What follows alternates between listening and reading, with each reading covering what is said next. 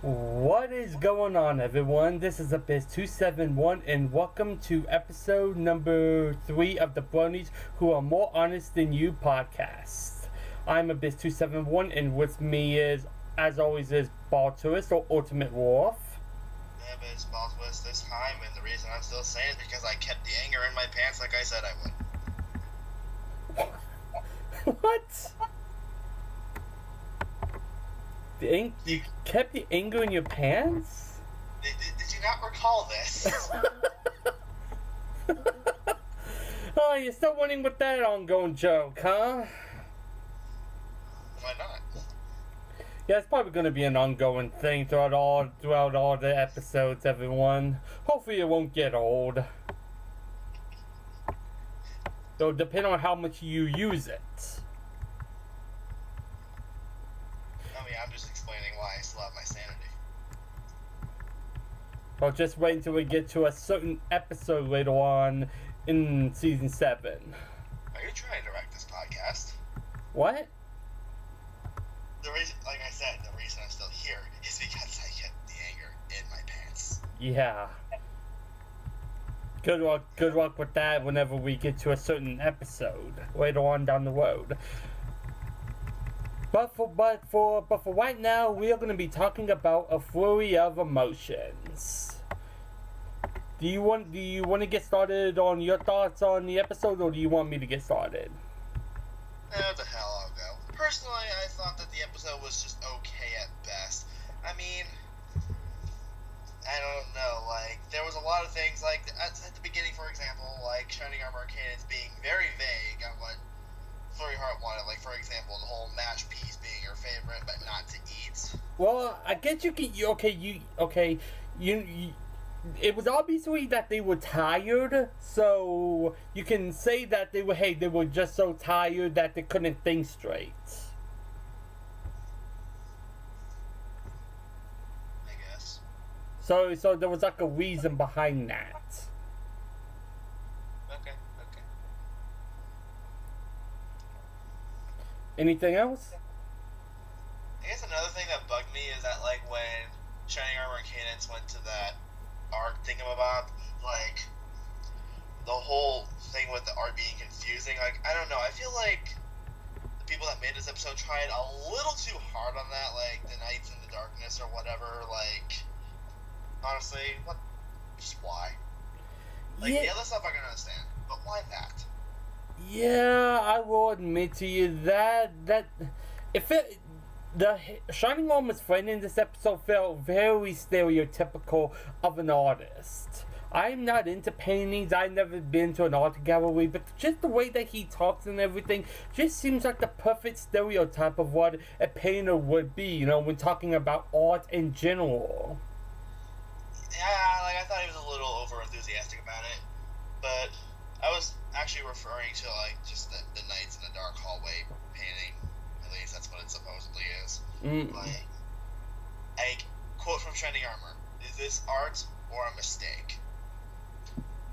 Well, that's a lot of, that's like a lot of people's, thoughts when it comes to art in general. And I don't think he said that about that wall, that dark wall thing. He said that at, like, the very beginning of, when we first see them. I mean, he's looking at some mixture of other things. It was, like, near the very beginning. Yeah, I know. I just thought that's what he was looking at. Those were at different times. Okie dokie. I just didn't enjoy the whole side story in general of Shining Armor and Cadence being in that art gallery. I get it that they were there for a friend and it was nice of them, to do that for them, but at the same time, it was just uninteresting to watch. Those were the boring parts of the episode. Yeah. I also think that the message of, Shining Armor and Cadence, missing Flurry Heart, that would have been stronger if they were, like, having a good time. Instead of just being at a place that they had no heart in wanting to be in, outside of, like, helping out a friend and everything. Yeah, we'll never get to know what they're actually into.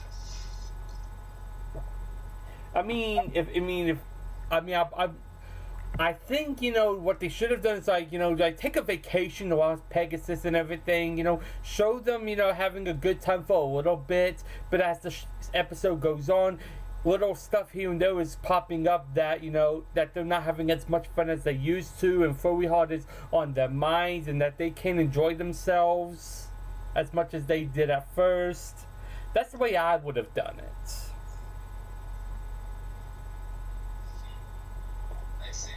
I just think that would have. I just think that would have just provided a stronger message in them wanting to see Flurry Heart rather than wanting to see them no longer being at a place that they are not into necessarily. It's like they were kind of bored there. Yeah, like anyone could see that. Yes. And that's kind of like me when I go to a convention and I go to a panel that I think may be interesting, and then it turns out nope. You can tell I'm bored. If I ever go to like an anime con or an MLP con and I go to a panel, I don't think I would have that reaction because every panel that I would go to, I know that I would enjoy. I don't want to take chances on going, maybe this will be interesting. I don't know. I don't go to panels like that. Well, I do because I like to try out new things sometimes, and plus usually at conventions, the panels that I plan on going to are like well spread out. So. Understandable. I mean, it's not a bad thing to try new stuff. So even if I do try something and I don't like it, there's probably something else going on at the same time, so I can just walk over there. Or if there's just something happening in 30 minutes, I can just walk around the vendor hall for a little bit. Yeah. Like if there were no panels, around for like an hour, I would just pretty much just hang out at the gaming hall or the vendor hall or whatever, and just spend a little bit of time there, walking around the hotel, seeing, all the different kinds of cosplayers that are out there and everything.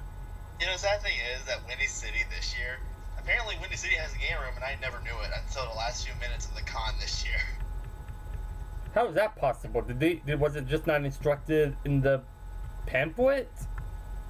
At least not well enough, and it was on the complete other side of the hotel too. Like that's kind of spread out, and it's also where the autograph room was.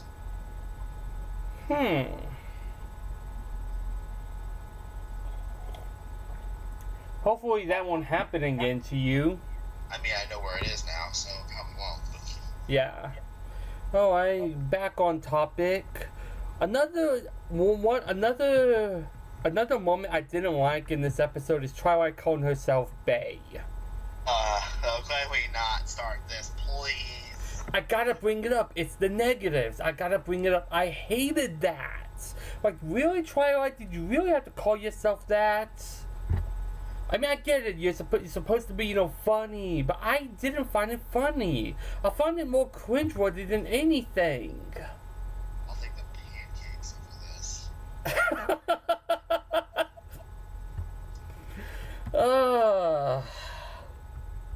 I thought that was a funny scene, personally, that pancake scene. I just know something. I also didn't like Churri's reaction when Flurry, drew in the chalkboard and why. And why did she have that reaction? It's not like, she was a scientist and she discovered something new, a new formula to cure something, and that was like her first time, drawing it out. It was just something so ordinary, so why have that kind of reaction? Yeah, I gotta be honest, like, that part of the episode kind of reminded me of one of those Sparkle commercials where, like, the guy's like, oh, I finally did it. Oh, you did it, alright. And why would she down? Why did she sound down when she said that she had to go write it again with her mouth? Doesn't she do that for a living as a teacher? Why is it a bad thing to write it again in her mouth? That shouldn't be something you should just, sigh at. It should be something natural. Am I missing something here? Well, I mean, keep in mind she is in a room with 2 alicorns, so she's probably jelly of their magic.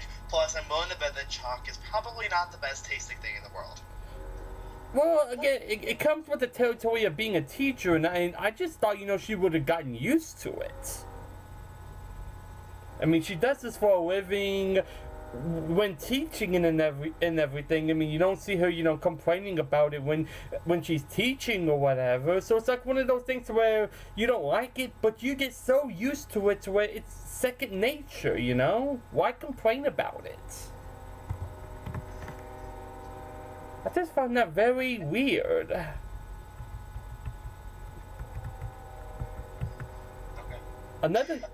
Another negative I didn't like about the episode is the whole sad face on the cake. I didn't. Someone's having a good time with that. I love that. What? Like, I stand for that. Just put it right on her forehead. Uh-huh. You better be ready for Nightmare Nights, boy. Uh-huh. Just really, a sad face, really. That's what you're gonna do. And the fact that at the ending of the episode that was on a cake. Really? Oh, God. That was one of the redeeming factors. Yeah, one of the redeeming factors for you, uh-huh. I didn't like it at all. That felt lazy to me. It's like, you ever hear someone just try to tell a bad joke that it's not funny at all, but they keep on trying to do it like it's supposed to be funny when it's not? Oh, yeah, that reminds me of someone I know. That is what the sad face was. It was a poor attempt for a joke, but that I didn't find funny at all.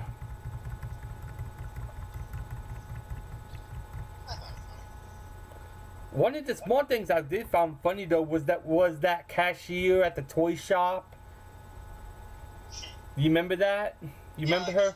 Just wait till Twilight puts it all there and then just be like, thanks, but they were organized by color.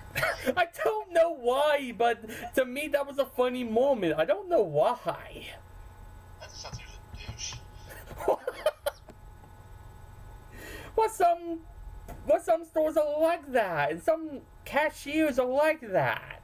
I know, but why wait till she has them all there and then go thanks, but they were organized by color? No, why didn't you just tell her that from the get-go? She was busy with other things, like maybe another customer, or maybe she was, getting her thoughts back together after what just happened. I guess. I just find it stupid. I would like to see her again in the background. I wonder what her name is. I'm sure she has a name somewhere. Yeah, if you want to dig deep enough into the credits.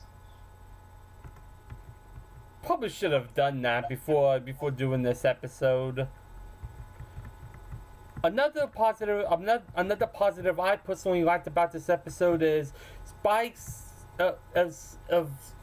saying honestly, all your friends' names are pretty similar. That would as about as honest as I would be if I knew all his friends' names. Honestly, that will probably be my reaction as well. Not just like that little line from Spike in that episode. Spike was just overall really good in this episode. She kind of Spike was just being Spike in this episode. In all honesty. It's not always the case though. Remember Power Ponies when he got his feet, in a bucket full of water. Yes, and I remember when Teddy did that in My Little Pony Tales. I didn't find that funny at all. Or what about Princess Spike? Yeah, I still have a picture of him with a horn and wings. What? I still have a picture of Spike with horn and wings. Yeah, I'm sure you do. I'm just saying, it's nice to see Spike in this episode. It's nice to see Spike portrayed like this in the episode. Spike is getting more and more like this as the series goes on, which I like to see. But it's never 100% guaranteed that you'll get this side of Spike all the time. So that when I see it, I personally enjoy it.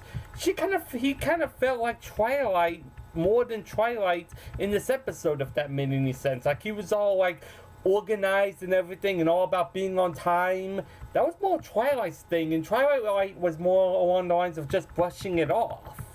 Yeah, now that you mention it, he kind of was. How did I not catch this when I watched it? It felt like the roles were reversed in this episode. I also enjoyed the near the end of the episode, that one pony just opening his mouth and saying "ah" and Flurry appearing. I thought that was what? That's not creepy at all. I didn't think that was creepy at all. I thought that was more. Well, no, it wasn't creepy to me, but I'm just saying if I was sitting there going like ah, and then someone else just pulled my mouth open, I'd find that a little creepy.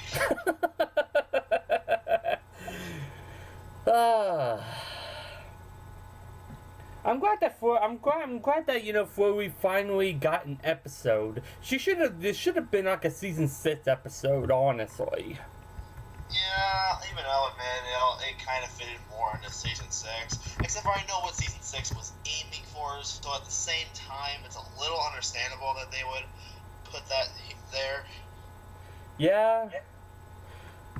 I enjoyed the whole, Flurry Heart, making a mess scenes. I thought that was pretty funny. Yeah, well, I didn't mind the first one with the mashed peas, but when it got to, like, the Cake's house, and, like, the Cake twins couldn't do anything to Flurry Heart, when back in Baby Cakes they had, like, Starlight Glimmer power and whatever, like, that just bugged me. As I'm like, wait a minute, so she's doing what you were doing back in season 2, but you can't do that now? The funny thing was, it felt, okay, this is gonna sound weird, but when Flurry Heart made a mess with the cupcakes and everything, it felt more funnier than the Chororee thing, because it felt like it was more suspenseful and everything. Did you notice the music tone as it was happening in Pinkie Pie's? What was the name? Sweet. Bartos, help me out here. I'm drawing a blank. I really shouldn't. Sweet what now? That place, what is the name of the place? Oh, Sugar Cube Corner? Yeah, Sugar Cube Corner, yes. Yes, I don't know. I know this, I was just drawing a blank for some reason. I got brain dead.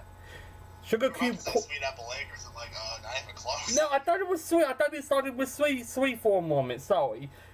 The fact that that the whole mess happening in Sugar Cube Corner felt like it was funny, because it felt like it was tense. It felt a lot more tense and interesting rather than just Chororee, The reactions, felt funny. It was like Pinkie Pie's reaction compared to Chororee's reaction. The music in Sugar Cube Corners compared to, happening in the chalkboard and everything. It just overall just felt funnier to me for some reason.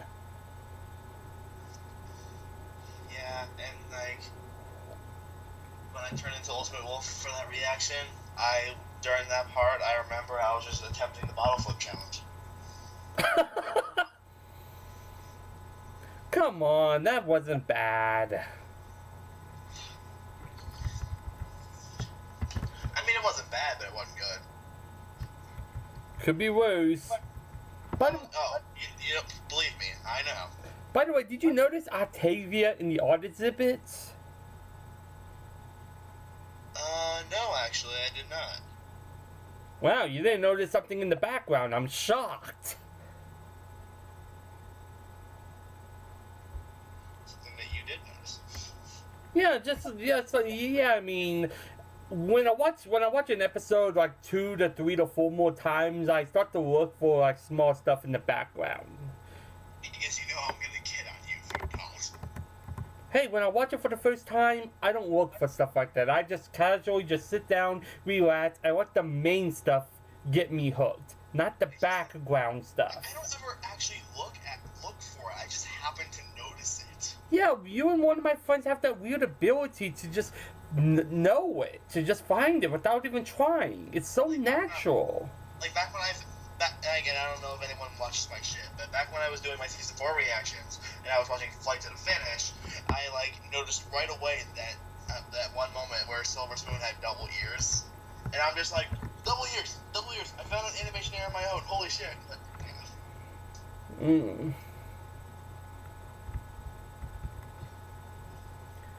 I kind of hope that they bring back like one of Chewy's like book suggestions of the alien alicorn versus space pirates. Kind of hope they bring that back and do something with it. Yeah, let's make a Metroid reference, why don't we? I don't think that it was the intention. Just saying, that sounds like that sounds like a good book. I would be up for if they bring that back and explain that or make that have that be like a cameo for something.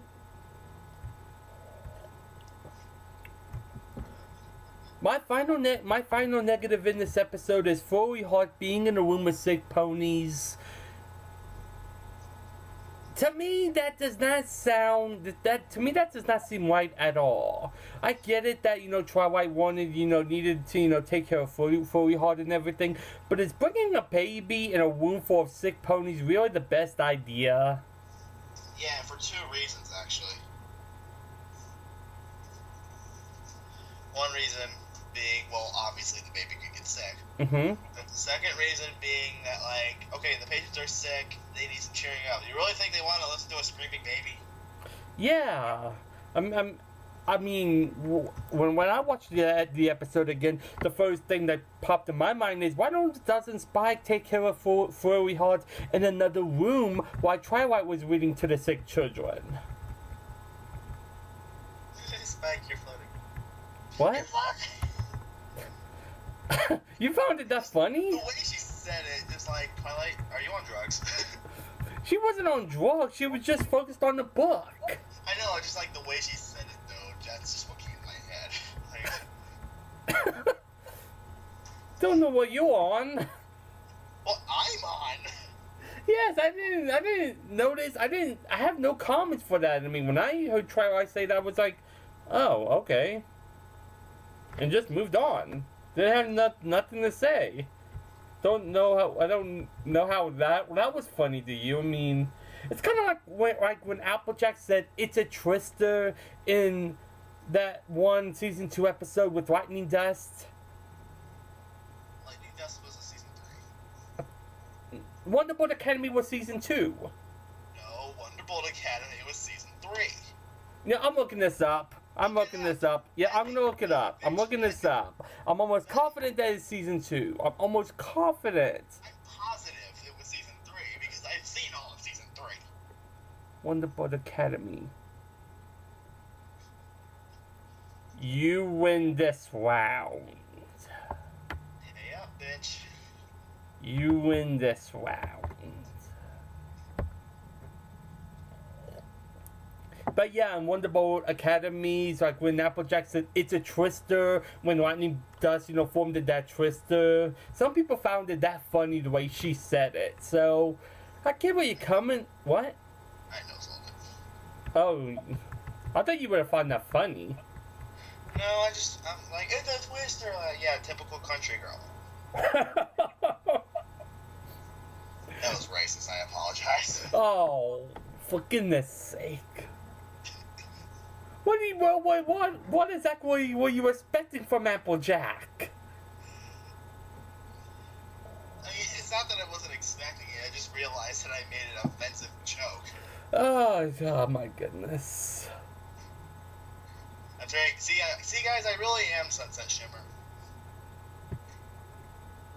Yeah. See, people don't believe me when I say this. I'm kind of having a hard time believing you as well. Okay, whatever. I sort of just proved it, but whatever. What? I even said something that she kind of said. No, I didn't hear you. I heard you say something about proving it, but whatever. What'd you say? Because I guess I still have my demons. Let's just leave it at that. Well, everyone has their demons.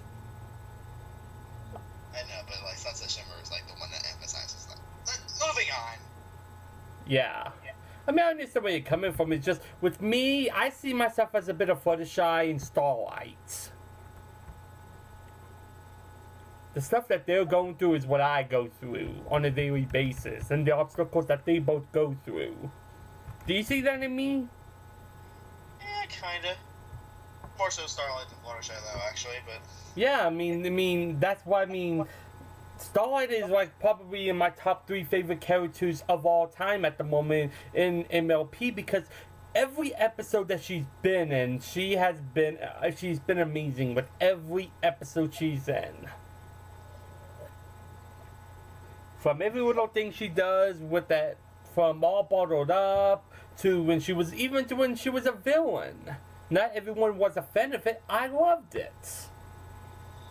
Yeah, in all honesty, she was just a boring villain. She's not for everyone. I understand. My final positive for this episode was the bear scene with Flurry Heart, controlling that bear, trying to mimic Twilight's move and just completely making it the complete opposite of what Twilight did. Yeah, I'll even admit that was adorable. Did you hear the music as that was going on? Yeah. Yeah, like how the music got all dramatic when Flurry Heart. Yeah. I'm not big into, listening to music and those kinds of stuff, but that was obvious. But, that's like one of the few exceptions for me to where, I gotta give credit to the music, to the background music in those small scenes, like when Sugar Cube Corner was a mess, and they just revealed the mess and everything, and how the music was in that scene. This had some good music. Ain't gonna lie. Alright, you got anything you want to bring up before I give my overall rating? I mean, we pretty much said everything. Like, the whole thing with Twilight and Flurry Heart was a lot more entertaining than Shining Armor and Cadence's party. And, as soon as I saw in a Discord server that people were making Bay jokes, I'm just like, no. But don't you find it weird that in the toy store Twilight was doing that race cart thing? That's not exactly a wise thing to do, because you can easily bump into someone in a toy store doing that.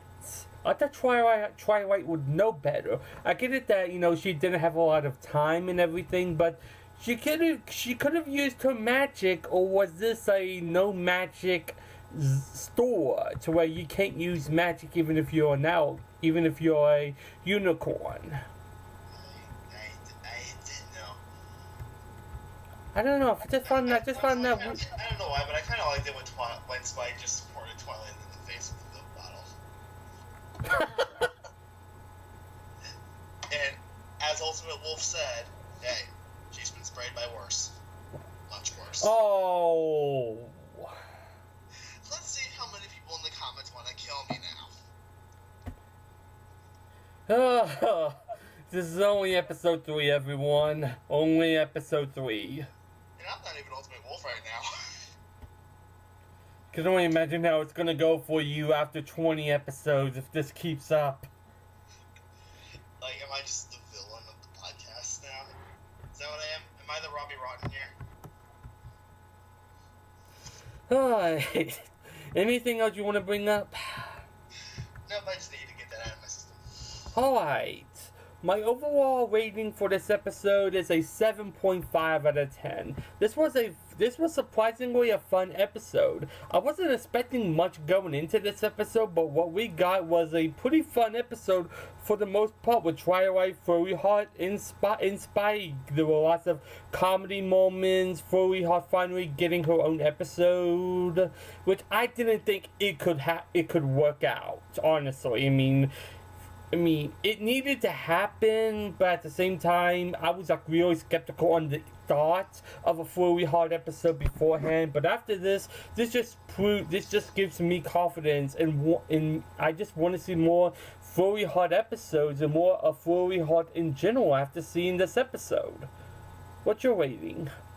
I honestly gotta give it a 5 out of 10. It was it was okay. Alright, anything you want to say before I wrap this up? Flurry Heart exploded with anger as Twilight was reading. She obviously did not keep the anger in her pants. And on that note, that is how the episode. And on that note, that is all I have to. That's all we have to say for this episode. We will see you all for episode 4, which we will be reviewing Rock Solid Friendship. Until then, stay honest.